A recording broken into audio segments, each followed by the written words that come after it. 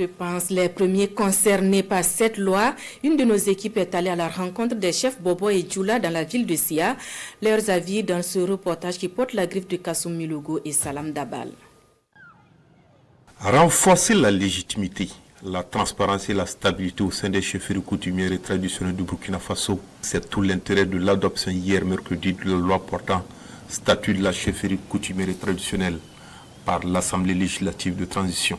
Les autorités coutumières ici rencontrées à Bobo-Dioulasso expriment leur satisfaction après l'adoption de cette loi. Sa Majesté, en fait, a fait l'objet d'abord d'un accueil vraiment chaleureux quand il a appris la nouvelle quant au vote à l'Assemblée du statut désormais de la chefferie traditionnelle et coutumière.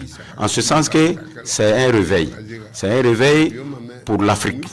C'est une reconsidération en fait des valeurs traditionnelles africaines qui est en train d'être notée et soulignée par l'occasion. Par cette occasion, c'est comme une lampe qu'on a amenée pour mettre en fait à la lumière du grand monde le rôle en fait que jouent ces chefs coutumiers dans la gestion de la chose publique.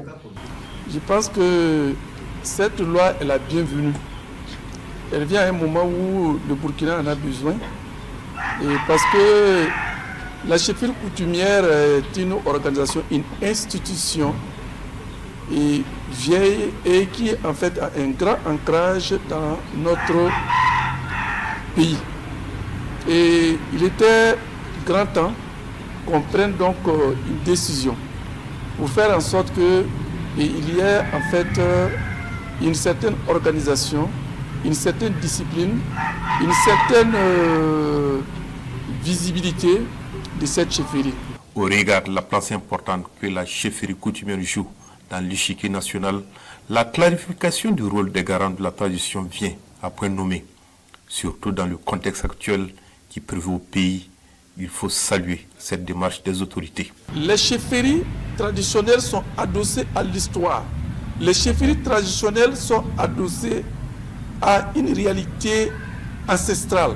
Il faudrait qu'on s'en inspire, que les chefs qui en réalité ont un ancrage historique puissent continuer d'exister et que les communautés puissent continuer à les accompagner. Et d'autres, en se déguisant ou en abusant en fait de leur position sociale pour se faire passer pour chef, Sa Majesté dit, c'est des choses qui l'invitent davantage le gouvernement à bannir et à d'ailleurs punir.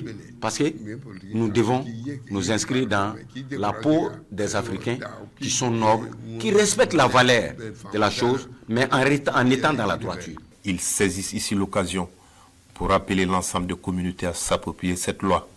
Par ailleurs, invite aux populations à se mobiliser autour des efforts de reconquête du territoire national pour le retour de la paix. J'appelle tous les chefs coutumiers afin qu'ils s'investissent pour que donc cette initiative qui a été prise soit une initiative heureuse et que nous puissions en profiter pour jouer notre rôle essentiel, qui est un rôle donc de rassemblement, un rôle de cohésion, un rôle de paix, un rôle d'apaisement et un rôle d'union.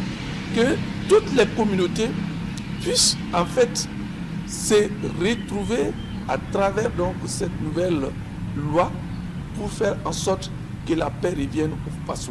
C'est donc apaiser les cœurs.